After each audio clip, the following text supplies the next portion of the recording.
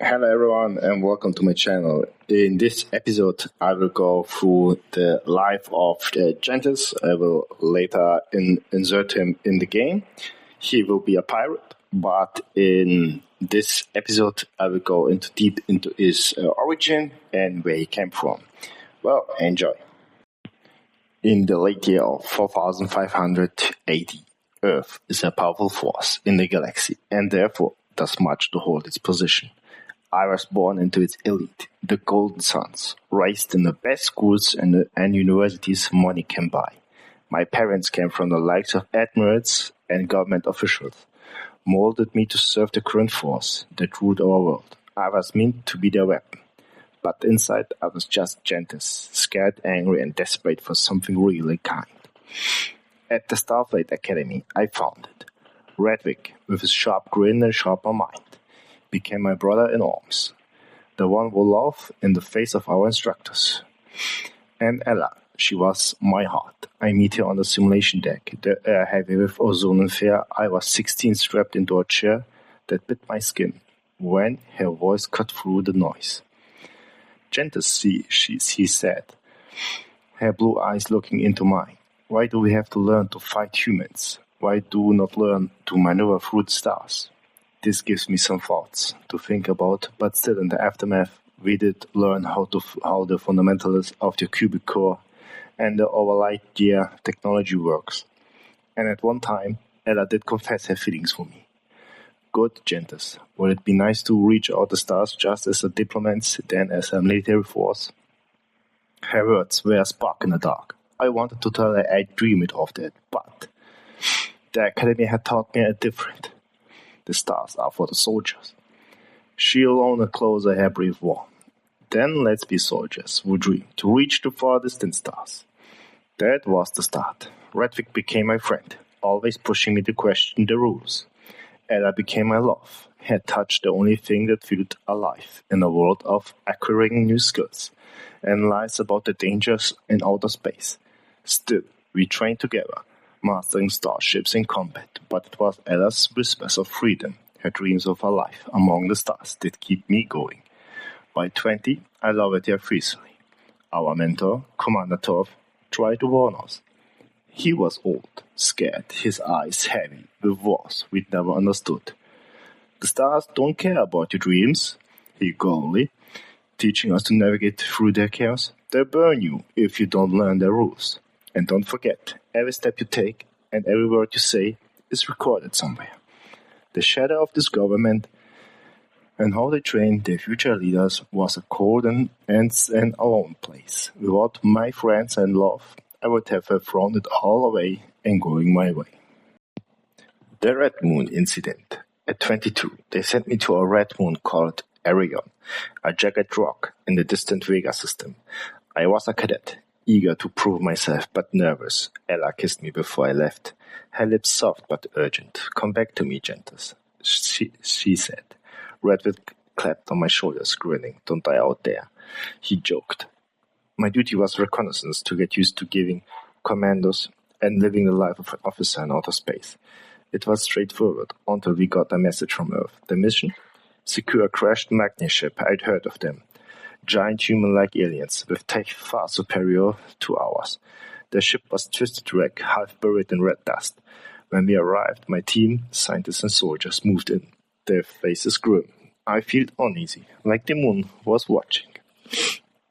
The survivors staggered out, towering Magnus giants, their voices like thunder. A child among them clutched a glowing crystal into her eyes.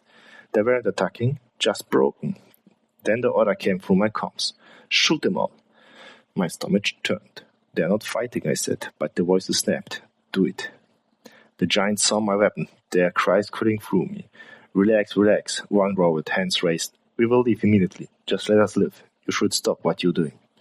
Their pleas were raw, desperate. I froze my finger on the trigger, the fear mirroring mine. I couldn't do it. I lowered my weapon, defying the order. The comms went silent. Then, cracked it with fury. You'll regret this, cadet. Before I could respond, government agents stormed in. black armored faceless. They seized the giants, chaining them as they screamed. Then they turned to me. "You disobeyed," one hissed. Cold metal snapped around my wrist, and I was dragged to a shuttle, thrown into a cell on Eryon's outpost. Red moon dust clung to my boots as the door slammed shut. In the dark, I thought of Ella. Her fierce eyes, her promise. Days passed, maybe even weeks. Then a clatter at the cell door. Ella's voice, sharp and urgent, whispered, "Genthus, we're here. Redwick, Cade, and Mara, we're here." Their faces set with determination. Ella's hands worked fast, picking the lock with a tool Cale had smuggled. "We're getting you out," she said, her touch grounding me. Redwick's grin was back, no trace of betrayal yet. They'd risked everything, my crew, love, and my family. They even had some Marines with them, and they asked some favors they never should. We slipped through the outpost, avoiding patrols, and reached the stolen shuttle. Mara fired it up, and we broke free. The red moon shrinking behind us. Back on off, I told Ella everything. My voice shaking, her face hardened. They're targeting all other starships now, Genthus. This could force a war. I nodded. Redwick listened, his eyes sharp. "Find Robert, an intelligence officer. He'll know the truth. I heard he handles cases like this." I needed answers, but the government had other plans. They still get me, and they sent me to fight the Kyriants, an alien race who hide their faces behind well-turned armor, blocking our path in a far, far-away galaxy. That was the official reason. Ella held me tight. "We chase the stars soon," she whispered. I clung to her, my only anchor. Valthor was a supply planet we couldn't lose, but the Kyrians strategically placed warships that were destroying us. Earth's flag was hit hard, our soldiers falling to the glowing purple gold warriors and massive laser cannons. They shoot at us. I was ordered to lead the first platoon. Suspicious enough for a starship officer. Still, I got my own armor, guns, and close combat weapons.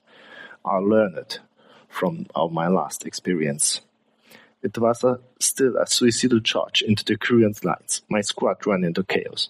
The war beat tearing through us. My nanofiber armor hummed, my thought-controlled sword stretching with my will, but blood and screams filled the air. Soldiers died beside me, and I barely survived. The generals weren't done.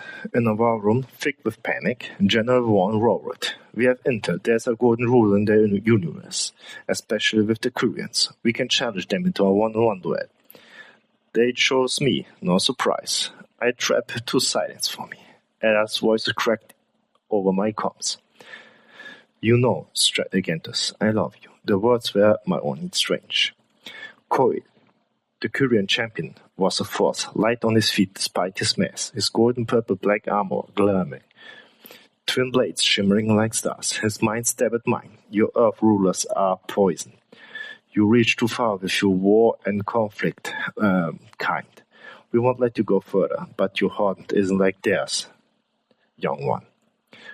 The duel was brutal. My sword burned, slashing through dust and rock. Coil's blade was faster, cutting my hope. I fought for Ella, for our dreams, and for survival. But his voice echoed. "You're not ready to die yet, young one. Brighten your heart." He broke my blade, left me down, but spared me. I could walk away. Earth retreated totally. Valthor was lost. The general cursed, but I heard one whisper. He survived fight with Coil, his eyes on me. Back on Earth, Ella held me, and her voice sharp with anger. "They sent you to die, Genthus. The government fears you. You could leak the truth to the public, and they'll do anything to keep you quiet." Her love kept me grounded. I found Robert in a Chicago cafe, his eyes like stone. "The Magnias didn't crash," he said. "Our Psy-Human division invaded their minds, forced the ship down. The giants weren't attacking, they were begging to live. The government covered it up, and you saw too much. The humans who got into the giants' head are also dead too. Either the procedure killed them, or they were silenced." My heart sank. The giants' plead echoed in my head. Robert's voice was grim. "They sent you to Walter to die, Genthus. Your duel with Coil was a spectacle to bury you. Some powers in the government have been stealing tech from other races for thousands of years, and will keep doing it.